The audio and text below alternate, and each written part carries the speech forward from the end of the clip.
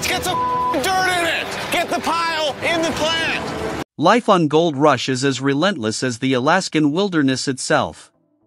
Parker Schnabel and his crew face constant pressure to meet ambitious gold targets while battling brutal conditions and limited manpower. With a goal of mining 4,000 ounces this season, Parker needs every crew member to be at peak performance. But when a rookie didn't meet his high standards, the young mine boss made a tough call, firing him outright. With only a small crew, every role in Parker's operation is critical. Veteran miner Chris Doumitt, still recovering from back surgery, has taken on a new task, fueling all the equipment. Despite the physical strain, he remains determined to contribute. "At least I'm doing something," Chris remarked. Meanwhile, loader operator Dennis Sevigny was settling into his new role. "I enjoy it. They're like big Tonka toys, and getting paid for it perfect," Dennis said. But Parker wasn't convinced Dennis was up to speed. Gold Rush mines move thousands of tons of dirt daily, and any slowdown in operations can cost thousands of dollars per hour. "We just need to move faster," Parker told Dennis. The mine's feeder belt was running at its highest rate ever, putting strain on both men and machines. Parker expected his crew to work efficiently without the need for constant supervision. "I need to be dealing with tailings, tossing up pay, and watching the plant. I don't have time to teach people how to get a full scoop in their bucket, they should know that already if they're here looking for a job," Parker explained. Ultimately, Parker made the call to replace Dennis. Chris Doumitt delivered the news, asking Dennis to check in with Parker. The rookie didn't see it coming. "I don't know what's going on. He just said he wanted me to run the plant for a bit." But when he met Parker, the message was clear: he wasn't making the cut. Dennis took the decision in stride, but he wasn't entirely convinced it was justified. "I don't take things personally, never did, never will. I was hired as a loader operator, and I'm not that bad. I've seen operators worse than me." However, he also questioned the grueling work expectations. "I stopped at 11 for a coffee, and I guess this is the result. Can't have a coffee break? Can't have lunch? If that's the way it is, maybe I shouldn't be here anyway." Parker's crew is under immense pressure, and every decision he makes can determine the success or failure of the season. With limited manpower, he has no room for operators who can't keep up. The question now is, will his team rise to the challenge, or will the search for reliable hands continue? The high-pressure environment of Gold Rush often leads to intense conflicts among team members, sometimes culminating in dramatic departures. The demands of gold mining, combined with the harsh conditions of remote Alaskan operations, create a work atmosphere that pushes even the most seasoned miners to their limits.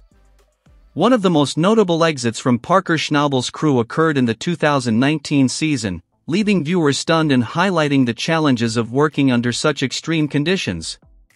In a Season 10 episode, tensions between Parker and his foreman, Dean, reached a breaking point due to communication and calculation errors during dig preparation.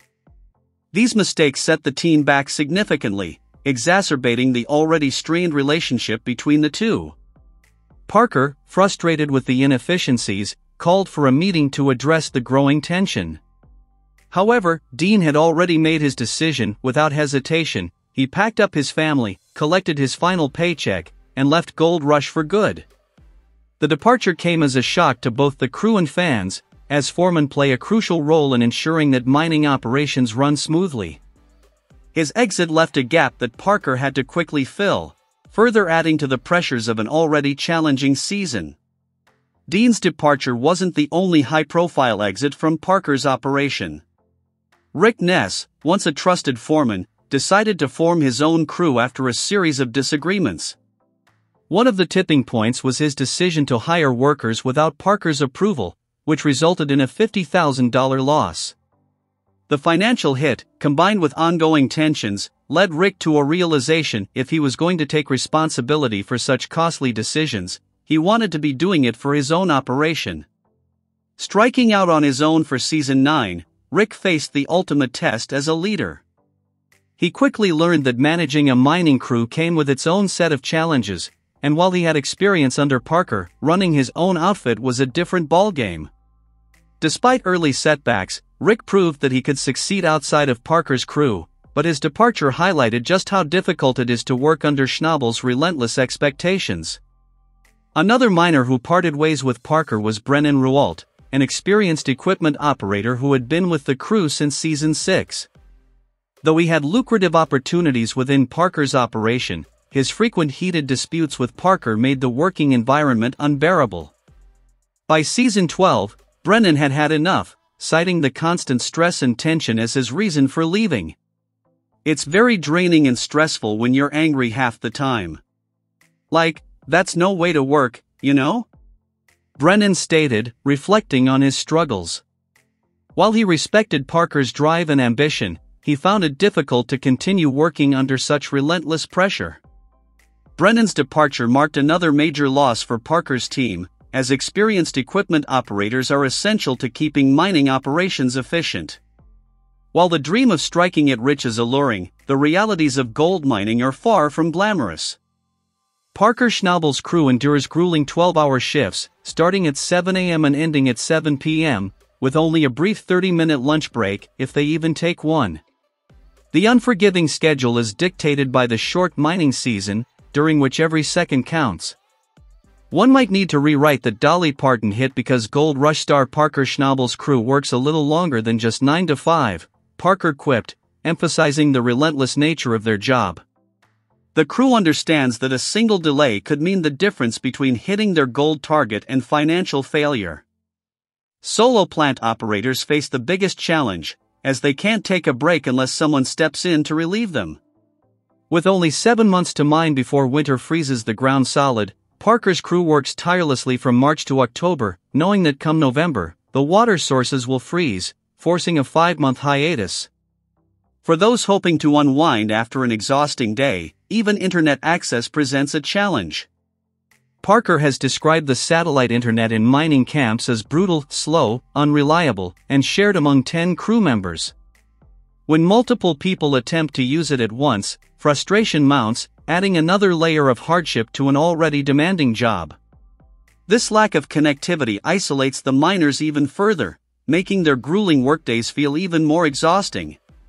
For many crew members, having no reliable internet means little contact with family and friends, adding an emotional toll to the already backbreaking labor. The most famous exits from Parker Schnabel's crew highlight the immense pressure and high expectations that come with mining for gold. While some leave due to personal conflicts, others realize that the long hours and relentless demands aren't sustainable for the long term. As Gold Rush continues to capture audiences, one question remains: who will be the next to break under the pressure and make a dramatic exit from the world of Gold Rush? Will Parker's relentless pursuit of gold push another seasoned miner out, or will he finally find a crew that can match his high expectations? One thing is certain: gold mining is not for the faint of heart, and only the toughest can endure the grind.